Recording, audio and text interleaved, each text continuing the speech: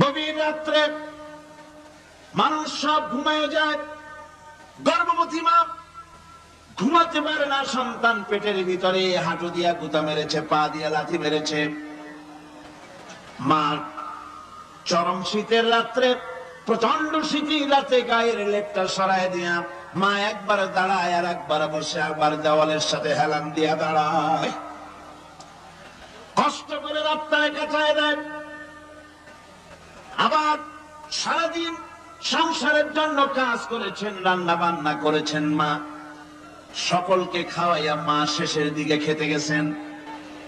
যখন নিজে খেতে গেলেন, খাবারের ক্ষুধাত নিয়ে পেট ক্ষুধা নিয়ে খেতে বসেছেন, পেটের ভিতরে সন্তান লাথি মেরেছে, পেটের মধ্যে ঘুষা মেরেছে, হাঁটু দিয়া গুতা মেরেছে।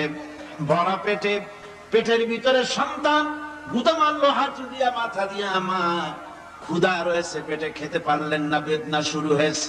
খাবারের থালাটা ঠেলে দিয়ে মা দাঁড়ালেন, বসলেন, চোখের পানি ফেললেন।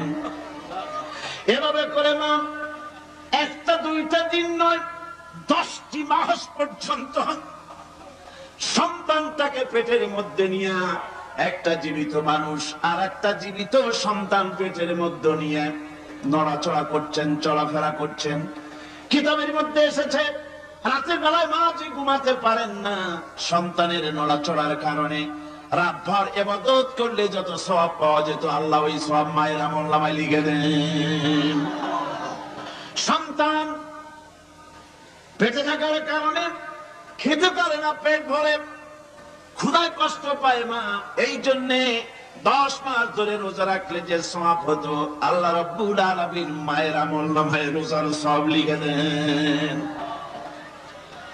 10 মাস পুরে গেল, সন্তান ডেলিভারির সময় চলে এলো। মায়ের মন বিমর্ষ, সন্তান ডেলিভারি হবে, না জানি মরে যায় নাকি, না জানি অপারেশন লাগে নাকি, কি অবস্থা হবে। মা খেতে পারে না, মুখটা শুকায়া যায়। ডেলিভারির সময় যখন আসে, মা বাবার কাছ থেকে বিদায় নিয়ে যায়, স্বামীকে একান্তে গোপনে ডেকে নিয়ে বলে, প্রাণের স্বামী, দীর্ঘদিন একসঙ্গে ঘর কন্যা করেছি, অপরাধ হয়ে যেতে পারে, আমারে মাফ করে দিও। আমার মনে হয় এবার আমি আর বাঁচবো না। সংসার থাকলো, চাবি থাকলো, সব বুঝে নাও, আমারে মাফ করে দিও। মা চলে গেল সতিকা গৃহে, ক্লিনিকে চলে গেল, অপারেশন থিয়েটারে চলে গেল, অথবা ডেলিভারির জায়গায় চলে গেল। ডেলিভারি পেইন শুরু হয়ে গেল, বেদনা শুরু হয়ে গেল। এক একটা বেদনা যেন মায়ের এক একটা মৃত্যু যন্ত্রণা শুরু হয়ে যায়। এমন যন্ত্রণা, প্রসব বেদনা দুনিয়ার ভুক্তভোগী মা ছাড়া আর কেউ জানে না। এই চরম বেদনার ভেতর দিয়ে, চরম কষ্টের ভিতরে মা যখন একটা বাচ্চা প্রসব করলো, জিহাদের ময়দানের মতো মা রক্তাক্ত হয়ে গেলেন, সন্তান দুনিয়ায় এলো। মা তখন অস্থির থাকেন। এত বড় বিরাট কষ্টের ভিতরে আল্লাহ রাব্বুল আলামিন বলেন, সন্তান যখন ডেলিভারি হয়ে গেল, মায়ের মনের ভিতরে আমি তখন এই ফিলিংস, এই টেন্ডেন্সি জাগ্রত করে দিই, দেখ কি হয়েছে। মা তখন দেখতে চায় কি হয়েছে। মায়ের সামনে যখন এত কষ্টের, হৃদয়ের ইন্দ্রণম, কলিজার 32টি নাড়ি ছেঁড়া যন্ত্রণার সন্তান যখন মায়ের চোখের সামনে আসে, আল্লাহ পাক বলেন, মা যখন তার ছেলের মুখের দিকে তাকায়, মেয়ের মুখের দিকে তাকায়, আল্লাহ বলেন 10 মাসের পেটে ধরা কষ্ট আর ডেলিভারির সব কষ্ট মায়ের মন থেকে মুছে ফেলে দেই। আল্লাহ রাব্বুল আলামিন বলেন, খবরদার দুনিয়ার মানুষ, এমন মায়ের সাথে নাফরমানি করবি না, এ মায়ের সাথে নাফরমানি করবি না, মাকে সম্মান করবি, মার কাছে দোয়া চাবি। দুনিয়ায় যদি সম্মান চাও, রিজেক্ট চাও, মায়ের পায়ে ধরে কাঁদো। মায়ের জাতি অনেক সম্মান তার। রাসূল করিম সাল্লাল্লাহু আলাইহি ওয়াসাল্লামকে প্রশ্ন করা হয়েছে, হুজুর খেদমত করবো কার? হুজুর কয় মায়ের। তারপরে কার? হুজুর কয় মায়ের। তারপরে কার? হুজুর বলেন মায়ের। তারপরে কার? তোমার পিতার। 3 গুণ। তোর মায়ের মর্যাদা 3 গুণ বেশি, তোর বাবার চাইতে মর্যাদা বেশি। সুবহানাল্লাহ পড়ে। আর আজকে ইসলামের শত্রুরা তারা বলে যে ইসলাম নারীর অধিকার আদায় করে নাই। নারীর অধিকার ইসলাম দেয় নাই তো কে দিয়েছে? আমার বন্ধুগণ, বিশ্ব নবী জনাব মুহাম্মদ রাসূলুল্লাহ সাল্লাল্লাহু আলাইহি ওয়াসাল্লাম মসজিদে নববীর ভিতরে বসে আছেন। এক বৃদ্ধা মহিলা মসজিদের মধ্যে প্রবেশ করলেন। হুজুর বৃদ্ধাকে দেখে দাঁড়ায় গেলেন। বিশ্ব নবী বুড়ি মেয়ে লোককে দেখে দাঁড়ায় গেলেন। আল্লাহর নবী বুড়িকে দেখে দাঁড়ালেন।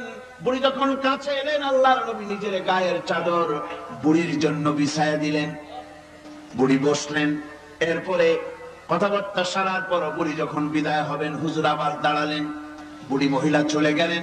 সাহাবায়ে কেরাম বলেন, ইয়া রাসূলুল্লাহ, কিছুই বুঝলাম না, একজন বৃদ্ধা মহিলার জন্য বিশ্ব নবী দাঁড়ান আর গায়ের চাদর বিছান, আমরা বড় আশ্চর্য হয়ে গেলাম।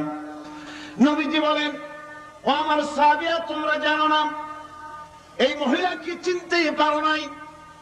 আমি আমার মায়ের দুধ আমার জীবনে কিসমতে তেমন হয় নাই। আমি আমার মায়ের দুধ তেমন কিসমতে পাই নাই। যার বুকে দুধ খেয়ে, যার কোলে কাখে চড়ে আমি বড় হয়েছি, আমার সেই দুধ মা ইনি হযরতে হালিমাতুস সাদিয়া। আর সেই দুধ মা রাসূলুল্লাহ নিজে সম্মান দিয়েছেন মায়ের। খবরদার, মাকে অসম্মান করবেন না, মাকে সম্মান করবেন, মাকে শ্রদ্ধা করবেন। আমার বন্ধুগণ, আলেম ওলামা পীর বুজুর্গদের জন্য হাদিয়া তো দেন আপনারা, কোনো নিষেধ নাই, দেন। হাদিয়া দেওয়াও সুন্নত, নেওয়াও সুন্নত, দিবেন, আমি কোনো নিষেধ করি না। কিন্তু আমি বলতে চাই, পীর বুজুর্গদের কাছে, আলেম ওলামাদের কাছে হাদিয়া দিয়া আল্লাহরে যত না খুশি করতে পারবেন, এই ডালিম বেদানার মৌসুমে বেদানা একটা ভেঙে নিজ হাতে যদি মায়ের মুখে তুলে দেন, আল্লাহর আরশ খুশি হয়ে যাবে, আল্লাহর আরশ আজিম খুশি হয়ে যাবে, আল্লাহ পাক খুশি হয়ে যাবে। মায়ের খাওয়াও, বাপকে খাওয়াও, তোমার সবচেয়ে বড় পীর তিনি। সুবহানাল্লাহ, সুবহানাল্লাহ।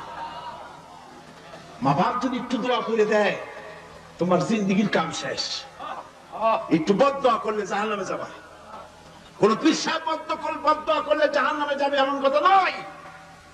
কোন মাওলানা বদদোয়া করলে দোজখে যাবে এমন কথা নয়। রাসূল বলেছেন, হুমা জান্নাতুকা ওয়া নারুকা। মা বাপ তোমার বেহেশত, মা বাপ তোমার জাহান্নাম। মা বাপ যদি অসন্তুষ্ট হয়, দোজখে যাবি, আর মা বাপ যদি খুশি, আল্লাহর জান্নাতে চলে যাবি। সুবহানাল্লাহ, সুবহানাল্লাহ, সুবহানাল্লাহ। মায়ের পায়ের তলে তোর বেহেশত। আমরা পুরুষ, আমাদের গত বছরও বলেছি, আমরা পুরুষ, আমাদের পায়ের তলে জুতা। আমাদের পায়ের তলে কি? শুধু জুতা। আর আমার মা, আমার মায়ের জাতি যারা এই প্যান্ডেলে বসে আছেন, আমার মায়ের বোনেরা, মায়ের জাতি যারা পৃথিবীতে, মায়ের জাতির পায়ের তলে আল্লাহর বেহেশত। সুবহানাল্লাহ। নারীর মর্যাদা ইসলাম দেয় নাই, কে দিয়েছে? আল্লাহ দিয়েছেন, আল্লাহর রাসূল দিয়েছেন। আমার বন্ধুগণ, হযরত বায়জিদ বুস্তামি, ছোট্ট বাচ্চা ছেলে, গভীর রাত্রে মা অসুস্থ, পানির পিপাসায় জেগে উঠেছেন। বাবারে, পিপাসায় শেষ হয়ে গেলাম, পানি দাও। ছেলে ঘরের ভিতরে পানি না পেয়ে বাইরে দৌড়াদৌড়ি করলেন। অনেক দূর থেকে পানি নিয়ে এসে দেখেন মা ঘুমায় গেছেন। পানি নিয়ে দাঁড়ানো, পৌষ মাস, মাঘ মাসের শীতের রাত, ফজরের সময় মায়ের ঘুম ভেঙে গেল। তাকিয়ে দেখেন বাইজিদ দাঁড়ানো, হাতে পানি থরথর করে কাঁপছে। জিজ্ঞাসা করে, বাইজিদ তুমি দাঁড়ানো কেন? ছোট্ট বাচ্চা বলে, মা পানি চেয়েছিলে তুমি গভীর রাত্রে, পানি ঘরে ছিল না, অনেক দূর থেকে আনতে হয়েছে। মা বলছে, ঘুমাও নাই কেন গ্লাস ছুঁয়া? বাচ্চা বলে, ঘুমাই নাই, তুমি যদি আবার পানি চাও, সময় মতো যদি দিতে না পারে, মা তোমার কষ্ট হবে। এই জন্য ফজর পর্যন্ত আমি দাঁড়ায় আছি, কখন তুমি পানি চাও। মা হাতের থেকে পানি নিয়ে পান করলেন। বাইজিদকে বিছানার উপরে আরাম করে কম্বল দিয়ে ঘুম পড়াইয়া দিলেন। হযরত বাইজিদের মা উযু করে ফজরের নামাজ পড়ে সিজদায় চলে গেলেন। চিৎকার মেরে কেন্দ্রে বলেন, আমার রব, আমার আল্লাহ, আমি আমার বাইজিদের মা, আমি মা হয়ে বাইজিদের জন্য দোয়া করি। বাইজিদ আমার জন্য আজকে যা করেছে, আমি মা, আমার কলিজা ঠান্ডা হয়ে গেছে। হায় আল্লাহ, আমি বাইজিদের জন্য দোয়া করি, তুমি তাকে সুলতানুল আরিফিন বানাইয়া দিও। মঞ্জুর হয়ে গেল আল্লাহ পাকের কাছে দোয়া। আমার ভাইরা, আল্লাহ পাক বলছেন, খবরদার আমার ইবাদতের পরে মা বাপ, আল্লাহর ইবাদতের পরে কারা? মা বাপকে সম্মান করো, শ্রদ্ধা করো, মহব্বত করো, কিসমত খুলে যাবে, কিসমত খুলে যাবে। মা বাপকে সম্মান করো। হযরত আবু হুরায়রা রাদিয়াল্লাহু তাআলা আনহু রাসূলের সামনে এসে কাঁদতেছেন। হুজুর বলছেন, আবু হুরায়রা কাঁদো কেন? কাঁদো কেন? রাতের বেলা কাঁদো কেন? হযরত আবু হুরায়রা বলছেন, হুজুর আমাকে মা মেরেছেন। হুজুর বলছেন, মা মারলো কেন? কোন অপরাধ করেছো? কোন গোস্তাখি করেছো? আবু হুরায়রা বলছেন, না হুজুর, কোন গোস্তাখি করি নাই। তবে মারলো কেন? হযরত আবু হুরায়রা বলছেন, হুজুর আমি আপনার দরবার থেকে ফিরতে রাত হয়ে গিয়েছিল। মা জিজ্ঞেস করলেন, আবু হুরায়রা এত রাত্রে কোথায় ছিলেন? বললাম, আমি ছিলাম যে কদম চুমতে পারলে দুনিয়া ধন্য হয়, সেই দরবারে নববীর কদম মোবারক থেকে আসতে আমার দেরি হয়েছে। আমার মা মুশরিকা, আপনার নাম শুনে তার গায়ে আগুন জ্বলে উঠলো, আমাকে ধরে মারা আরম্ভ করলো। বলল, হয় আমার বাড়ি ছাড়বি, আর না হয় মুহাম্মদ সাল্লাল্লাহু আলাইহি ওয়াসাল্লামের দরবার ছাড়বি। আমি বললাম, আমার মা, তুমি বুড়ি মানুষ, তোমার গায়ে যত শক্তি আছে সমস্ত শক্তি দিয়ে আমারে পিটাও, আমারে মারো। মারতে মারতে আমাকে বাড়ি থেকে তুমি বের করে দাও। তোমার বাড়ি শুদ্ধ, তাম দুনিয়া ছেড়ে দিতে পারি, আল্লাহর নবীর কদম মোবারক ছেড়ে দিতে পারি না। হুজুর, আমার মা আমাকে গলা ধাক্কা দিয়ে বের করে দিয়েছেন। হুজুর বলছেন, আবু হুরায়রা, তোমার মা তোমাকে মেরেছে, তুমি আমার কাছে নালিশ করছো? আমার তো এখানে ইন্টারফেয়ার করার কিছুই নেই। সুবহানাল্লাহ, সুবহানাল্লাহ। মা তোমাকে মেরেছে, এখানে আমার করার কিচ্ছু নাই। বিশ্ব নবী বলছেন, এত বড় পাওয়ারফুল নবী, লেজিসলেটিভ পাওয়ার, সারে আল্লাহ তাকে বানিয়েছেন শরীয়ত প্রণেতা। কোরআন শরীফ, কোরআন শরীফে শুধু হালাল ও হারামের, হালাল এবং হারামের, বৈধ এবং অবৈধের সীমারেখা শুধু কোরআনই ঠিক করে। রাসূলের জন্য আল্লাহ ছেড়ে দিয়েছেন। আল্লাহ রাসূলও হারাম, হালাল এবং হারামের বৈধ, বৈধতা অবৈধতার সীমারেখা নির্ধারণ করেছেন। এত বড় ক্ষমতা তার, এত বড় পাওয়ারফুল বিশ্ব নবী, তিনি বলছেন, মা মেরেছে, আমার করার কিছু নাই। চিন্তা করেন কত বড় কথা, এ কথার লোড কত। হযরত আবু হুরায়রা বলেন, ইয়া রাসূলুল্লাহ, মা আমাকে মেরেছেন, আমি আল্লাহর নবীর কাছে মায়ের বিরুদ্ধে নালিশ করতে আসি নাই। বললেন, কেন এসেছো? হযরত আবু হুরায়রা বলেন, হুজুর এসেছি একটা কারণে। আমি জানি আল্লাহ নবী যদি আল্লাহর দরবারে হাত উঠায় কোন জিনিস বলে, আল্লাহ রাব্বুল আলামিন সঙ্গে সঙ্গে মঞ্জুর করে নেন। হুজুর আমি এসেছি, মেহেরবানি করে দোয়া করুন আমার মাকে যেন আল্লাহ হেদায়েত নসিব করে দেন। আল্লাহ নবী হাত উঁচু করে বললেন, আল্লাহুম্মা হিদি উম্মা আবি হুরায়রা, আয় আল্লাহ আমি দোয়া করি আবু হুরায়রার মাকে তুমি হেদায়েত নসিব করে দাও। রাসূলুল্লাহ দোয়া করছেন আর আবু হুরায়রা সমানে দৌড়াচ্ছেন। তিনি দৌড়াচ্ছেন, পেছন থেকে কয়েকজনে আবু হুরায়রার জামা টেনে ধরেছে, দৌড়ো। তাদের জানা আবু হুরায়রা খুব ভদ্রলোক মানুষ, কোন ঝড় ঝামেলার মধ্যে থাকে না, রাগ সাগ করে না, চিৎকার মারে না, দৌড় মারে না, এত ভদ্র শরীর, দৌড়ায় কেন? না জানি কোন বিপদ বুঝি ঘটে গেছে। পিছন থেকে জামা টেনে ধরে বলে, দৌড়াও কেন? হযরত আবু হুরায়রা জামা সাহাবীর হাত থেকে ছিনায় নিয়ে বলেন, জামা ছেড়ে দাও, আমাকে দৌড়াতে দাও। আমি দৌড়াইয়া বাড়ি যে দেখতে চাই, আমি দৌড়াই আগে আমার বাড়ি পৌঁছতে পারলাম না, আমি যাওয়ার আগে আমার আল্লাহর নবীর দোয়া আমার বাড়ি পৌঁছে গেছে, আমি এইটা দেখতে চাই। হযরত আবু হুরায়রা বাড়িতে গিয়ে দরজা নক করলেন, ভেতর থেকে আওয়াজ এলো, কে? হযরত আবু হুরায়রা বলেন, মা, আমি তোমার আবু হুরায়রা ফিরে এসেছি। মা বলছেন, বাবা অপেক্ষা করো, দরজা খুলতেছি।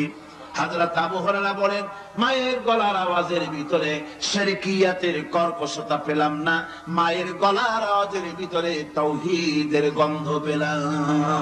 আমার মনে হলো তীর নিক্ষিপ্ত তীর তার নিশানায় পৌঁছে গেছে। কিছুক্ষণ পর মা আমার বেরিয়ে এলেন, মাথা থেকে চুলের থেকে বুড়ি মানুষ, সাদা চুলের ভিতর থেকে পানি পড়তেছে। মা বলল, বাবারে, তোমারে মারার পর আমি বড় অনুতপ্ত হয়েছি, অনুশোচনা করেছি, আমি গোসল করেছি, মনে মনে ভাবলাম আমার ছেলে তো কোনো খারাপ জায়গায় যায় নাই, কেন তারে মারলাম?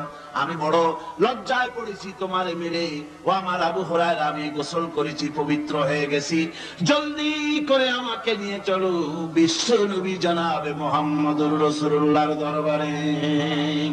হযরত আবু হুরায়রার মা ঘোষণা করলেন, আশহাদু আল্লা ইলাহা ইল্লাল্লাহু ওয়াহদাহু লা শারীকা লাহু ওয়া আশহাদু আন্না মুহাম্মাদান আবদুহু ওয়া রাসূলুহু।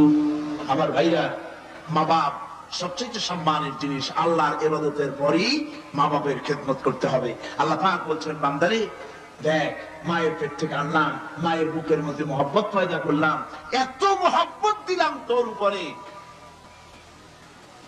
যে কোনো বিদেশে যান, যেখানে যান, বাড়িতে ফিরলে পরে সকলে ছেলে মেয়ে ভাই বোন সবাই দেখবে সুটকেসে আমার জন্য আনছে কি। সবাই চিন্তা করবে আমার জন্য কি এনেছে।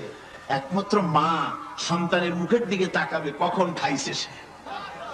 সুবহানাল্লাহ, সুবহানাল্লাহ, আমার বাসার মুখখানা শুকনা, তুই বুঝি আজকে কিছু খাইস নাই। বিদেশে যেসব সন্তান থাকে, মা কাটা কবুতরের মতো ছটফট করে। আমার ছোটবেলার কথা আমি দেখেছি, শশীরা মাদ্রাসা পড়তাম, আব্বা টাকা দিতেন মাদ্রাসায় যাওয়ার সময়, আবার মা আবার মুরগির ডিম বিক্রি করা, বিভিন্ন জিনিস বিক্রি করা বা বাজার করা পয়সা, উদ্বৃত্ত কিছু পয়সা আব্বার অজান্তে আমার হাতের মুঠার মধ্যে দিয়ে দিতেন। যখন মাদ্রাসার দিকে রওনা হয়েছি, পর্দার আড়াল থেকে দরজা থেকে দেখতাম, যতক্ষণ তাকায় দেখতেছি চোখ থেকে পানি দরদর করে পড়তেছে। সুবহানাল্লাহ, মা কি জিনিস! আল্লাহ আল্লাহ আল্লাহ। বিদেশে যদি কারো সন্তান মারা যায়, সবাই জানার আগে কবি বলতেছেন, বিদেশে বিরাজ্যে যার পুত্র মারা যায়, পশু পক্ষী না জানিতে আগে জানে মায়। মায়ের কই যার তারে টান লেগে যায়, মা বুঝতে পারে আমার সন্তানটা নাই। আহারে মা! আমার বন্ধুগণ, মা যার বেঁচে আছে বেয়াদবি করেছেন, পাও ধরে মাপ নিয়ে নেবেন, পাও ধরে মাপ নিয়ে নেবেন। মা তো পা ধরে দেখবেন মাফ করে দিবে। সুবহানাল্লাহ, সুবহানাল্লাহ, কত দরদ তার বুকের মধ্যে। আর মা বাপকে সম্মান করবে। যাক, এই বিষয়ের উপরে আমি আর যেতে চাই না, শুধু আমি আপনাদের বললাম, এই বিশাল জনতাকে বললাম, সবচাইতে বড় পীর আপনার জন্য আপনার মা বাপ। সবচাইতে বড় পীর কে? মা বাপ। সন্তুষ্ট করেন, রুজিতে অভাব ঘটবে না, কোন মাজারে গিয়ে সেজদা দেওয়া লাগবে না, আল্লাহর কসম মাজারে যাই চাওয়া লাগবে না। মা বাপকে খেদমত করেন, মা বাপকে খুশি করেন, মা বাপকে খাওয়ান, হাদিয়া দেন, মা বাপ খুশি, রুজিতে বরকত হবে, ব্যবসায় বরকত হবে, ঋণগ্রস্ত থাকবেন না, সম্মান আল্লাহ বানাই দিবেন। সুবহানাল্লাহ, বিহামদি, রাসূলুল্লাহর হাদিস। এই জন্য আমি অনুরোধ করব, মা বাপকে সম্মান করবেন। আল্লাহ পাক বলছেন,